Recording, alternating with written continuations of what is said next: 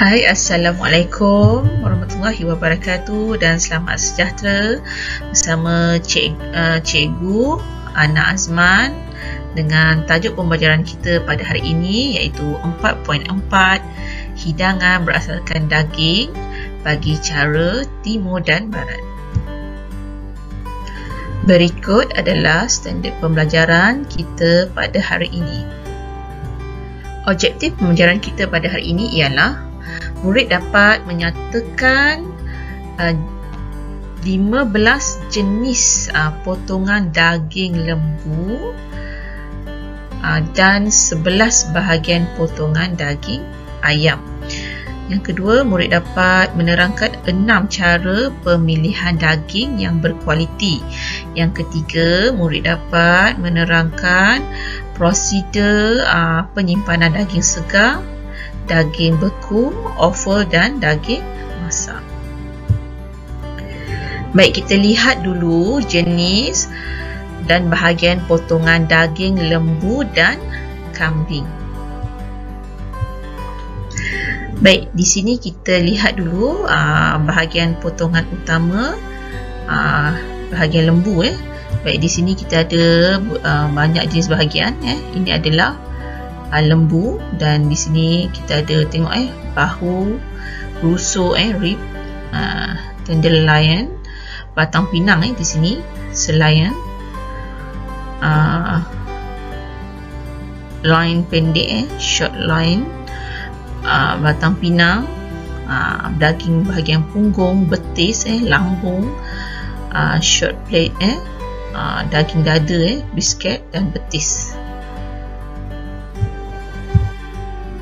Baik, ini adalah potongan bahagian utama kambing. Kita ada leher, neck, shoulder, bahu, rib, rusuk, loin, bahagian ni ke atas ni batang, bahagian daging batang pinang, sirloin, daging punggung, round, betis, shank, dan daging dada, breast. Baik, kita lihat nama, kita ada 15 jenis bahagian potongan daging. Daging lembu dengan daging kambing, bahagian dia samalah. Baik, pertama kita ada bahu, chop, iaitu bahagian bahu lah, bahu daging lembu dan kambing. Yang kedua kita ada rusuk, rib, bahagian rusuk lembu dan kambing. Dan yang ketiga kita ada rib stick, iaitu kaedah pemotongan bahagian rusuk. Okey, bahagian potongan yang keempat kita ada short line, iaitu line pendek di bahagian atas belakang lembu dan atau kambing. Nanti boleh rujuk balik gambar yang cikgu paparkan tadi. Okey, lepas tu kita ada beef line, di bahagian keseluruhan belakang lembu atau kambing. Okey, lepas tu kita ada pemotongan daripada bahagian beef line, iaitu beef T-bone stick.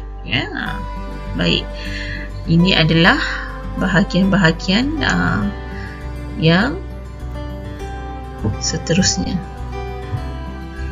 Okey, bahagian yang ketujuh ialah tenderloin, iaitu hasil pemotongan daripada bahagian loin. Baik, yang ke-8 kita ada beef sirloin, bahagian atas lembu atau kambing melalui proses trimming. Okey, baik, yang nombor 9 kita ada daging batang pinang, daging yang lembut, beef sirloin, bahagian bawah rusuk lembu atau kambing. Baik, kita lihat bahagian pemotongan daging yang ke-10, iaitu bahagian bottom, bahagian bawah, beef round, iaitu bahagian bawah lembu atau kambing lah. Lepas tu kita ada bahagian atas beef round, yang top, bahagian atas lembu atau kambing. Okey, baik, seterusnya yang nombor 12 kita ada beef flanks stick, iaitu hasil pemotongan daripada bahagian round tadi. Okey, bahagian pemotongan daging yang ke-13 iaitu whole leg shank, iaitu kedudukan bahagian yang terletak di kaki lembu atau kambing. Okey, seterusnya kita ada bahagian ekor, bahagian belakang lembu atau kambing. Dan seterusnya kita ada yang terakhir offal, iaitu bahagian-bahagian dalaman lah, seperti hati, perut, limpa, otak dan usus. Baik, kita lihat pula jenis dan bahagian potongan bagi ayam. Baik, kalau kita lihat di dalam gambar ini, dia taklah banyak seperti mana lembu dengan kambing tadi. Ayam, kita ada dada, kita ada kaki, kita ada kepak dan kita ada atas peha. Okey, baik, biasanya ayam ni kita boleh potong 16, 12. Okey, baik, kita lihat pula jenis-jenis potongan nama bagi daging ayam. Okey, baik, ini adalah nama bahagian potongan ayam. Kita ada 11 bahagian potongan bagi ayam. Okey, baik, pertama kita ada whole leg chicken, iaitu bahagian semua, termasuk di dalam perut seekor ayam lah, yang telah dibersihkan, kita panggil whole chicken. Okey, yang kedua kita ada poultry half, iaitu poultry yang saya dah pernah terangkan dalam tajuk pembelajaran sebelum ni. Poultry itu adalah haiwan-haiwan ternakan kategori burung, seperti itik, angsa, burung puyuh, ayam. Okey, baik, ayam yang dibahagi separuh, setengah, bahagian dada ke belakang, dan kedua-dua potongan mempunyai bahagian yang sama. Okey, yang seterusnya kita ada bahagian dada, iaitu breast, keseluruhan bahagian dada ayam yang terdiri daripada daging putih sahaja. Okey, baik, kita lihat potongan bahagian yang keempat, iaitu ada breast quarter, iaitu secara umumnya diliputi oleh satu suku daripada seekor ayam. Potongan merangkumi setengah bahagian dada, kepak dan bahagian belakang ayam. Okey, baik, seterusnya kita ada breast half, iaitu atau split breast, iaitu bahagian dada yang telah dipotong secara memanjang, menghasilkan dua bahagian. Terdapat bahagian yang ada pada tulang, tanpa tulang, ada kulit dan tanpa kulit. Bahagian dada yang lebih besar kadang-kadang dipotong setengah, untuk memberikan saiz hidangan yang lebih kecil, terdiri daripada daging putih sahaja, iaitu bahagian dada lah. Okay, baik, yang keenam kita ada tenderloin. Baik, yang ini adalah potongan bahagian dada, yang terdapat di kedua-dua sisi tulang dada lah, terdapat di bahagian atas bahagian dada, terdiri daripada daging putih sahaja, iaitu tenderloin. Okey, bahagian ayam yang ketujuh ialah kepak, atau wing lah. Kepak ayam terdiri daripada 3 bahagian, iaitu hujung kepak, atau kita ada dekat pangkal dia kita panggil drummet, yang biasa jual dekat yang frozen tu kan, ada drummet. Okey, baik, bahagian yang ke-8 ialah atas peha, tu thigh, atas dan kaki di atas sendi lutut yang disambung ke tubuh ayam, terdiri daripada semua daging gelap. Daging ni biasa dia berotot sikit lah. Okey, baik, dan kebanyakan penggemar bahagian thigh ni. Okay, yang ke-9 kita ada whole leg, separuh daripada kaki ayam, terdiri daripada thigh dan drumstick, terdiri daripada bahagian kulit gelap sahaja. Okey, baik, bahagian potongan ayam yang ke-10 iaitu drumstick. Drumstick biasalah kita dengar kan, bahagian kaki di bawah sendi lutut, terdiri daripada semua kulit gelap. Okey, baik, yang ke-11 kita ada giblet. Kalau daging tadi kita panggil offal, tapi kalau ayam kita tak panggil offal, kita panggil giblet yang terdiri daripada leher, jantung, hempedal. Dia terdiri daripada bahagian organ dalaman lah.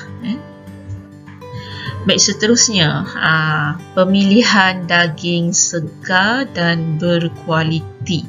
Macam mana kita nak bezakan daging segar dan daging tidak segar, dan macam mana kita nak membuat pilihan daging yang betul-betul baik untuk kita beli. Okey, pemilihan daging segar yang berkualiti. Baik, pertama sekali kita kena dapat bezakan daging tersebut segar ataupun tidak segar. Baik, pertama kita lihat dia punya warna dia. Warna daging, kalau yang segar ni dia berwarna pekat, dia tidak pucat, dia tidak kotor. Tapi kalau daging tu dah lama, dia agak kebiru-biruan sikit, dah lama kan, dia dah tak ada darah lagi, atau hijau. Baik, kita tengok tekstur dia pula. Tekstur dia kenyal apabila ditekan. Seperti yang saya cakap, macam daging ikan, kalau kenyal tu bila kita tekan dia menganjal balik lah. Kalau lembik kita tekan dia still tak ke atas balik, maksudnya dia lembik. Kalau tak segar dia akan lembik lah, maksud kita tekan dia akan tenggelam dia punya daging. Tapi kalau daging tu segar, bila kita tekan dia kembali pada bentuk asal balik. Okey, bau atau aroma. Kalau daging segar ni dia memang ada lah bau daging tersebut, macam daging lembu, daging kambing dia ada bau kan. Tapi kalau daging tu tak segar, dia macam dah tak ada bau dah, dia bau busuk pula, bau masak, bau dia dah lain. Okey, baik, kalau kita nak daging segar, bentuk urat dia dia tak ada bengkak. Tapi kalau daging tu dah lama, urat tersebut dia membengkak dan kembung. Okey, jadi kita boleh lihatlah dekat daging, urat-urat daging tersebut. Okey, baik, berikut adalah cara pemilihan daging yang segar. Tadi kita dah lihat perbezaan daging segar dan daging tidak segar. Jadi pemilihan daging yang baik tentulah daging yang segar, di mana daging dia pecal, ada tanda biru dan kehijauan. Dia mestilah berbau, bau daging tersebutlah, bau kambing, bau lembu, bukanlah bau yang busuk atau tidak menyenangkan. Lapisan kulitnya tidak pecah. Bahagian dada hendaklah pecal, daging dia tidak lembik lah. Okay, daging mestilah kelihatan segar dan tidak melekit, dan daging tersebut mestilah tidak berubah warna. Baik, seterusnya kita dah pilih daging yang berkualiti, dah segar. Seterusnya kita kenalah tahu macam mana kita nak simpan daging ni tadi supaya dia lebih tahan lama. Baik, kita ada empat kategori prosedur menyimpan daging. Pertama, kita lihat macam mana kita nak simpan daging segar. Baik, daging segar hendaklah dilap dengan kain bersih dan dibungkus. Maksudnya kita kena lap dengan kain bersih. Kita perlu guna air. Okey, baik, daging mestilah diporsikan. Maksudnya kita bagi-bagikanlah banyak mana yang kita nak masak tu. Kalau 200 sekali masak 200 gram, 300 gram, bukanlah sekilo terus simpan, sebab kita nak masak dalam kuantiti yang sedikit sahaja. Okey, purata suhu mestilah bawah 18 darjah Celsius. Kita tak boleh simpan dia dalam suhu yang tinggi, macam suhu bilik 30 darjah Celsius. Lepas tu kita elakkanlah daging mentah tersentuh dengan daging yang sudah dimasak, sebab dalam daging mentah tu dia ada bakteria yang beracun yang boleh menyebabkan pencemaran silang, dan secara tak langsung dia boleh menyebabkan keracunan makanan. Okay, itu adalah cara-cara macam mana kita nak menyimpan daging segar. Yang daging yang baru disembelih lah, daging segar ni Okey, baik. Macam mana pula kita nak simpan daging beku? Daging beku yang kita beli, maksudnya dah lama sembelih lah. Okey, kita perlu simpan dia dalam purata suhu negatif 18 darjah Celsius. Bungkusan daging perlu dibuka dan disimpan di dalam bekas dilindungi dan dinyah frost dengan sempurna sebelum dimasak. Daging ni kalau kita tak nyah frostkan dia dengan baik, nanti bahagian luar daging je masak, bahagian daging dalam daging dia tak masak. Sebab tu kita kena nyah frostkan dia dengan sempurna sebelum dimasak. Baik. Prosedur penyimpanan daging seterusnya adalah offal dan daging yang telah dimasak. Baik, macam mana kita nak simpan bahagian offal ni atau bahagian-bahagian dalaman ni? Perlulah dibungkus atau diasingkan dalam bekas yang tertentu sebelum disejuk bekukan.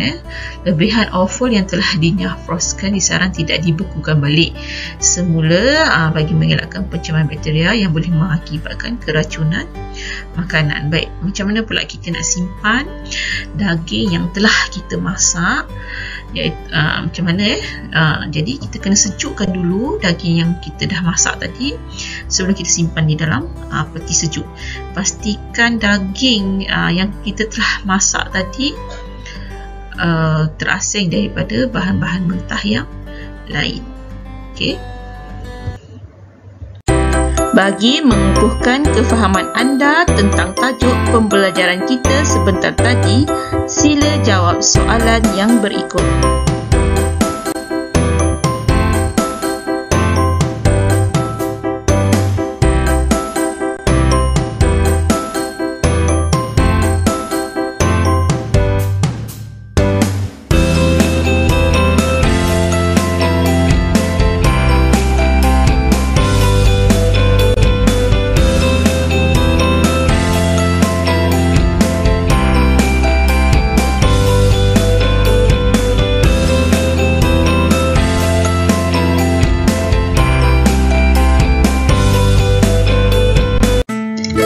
Terima kasih menonton video pembelajaran cikgu pada hari ini.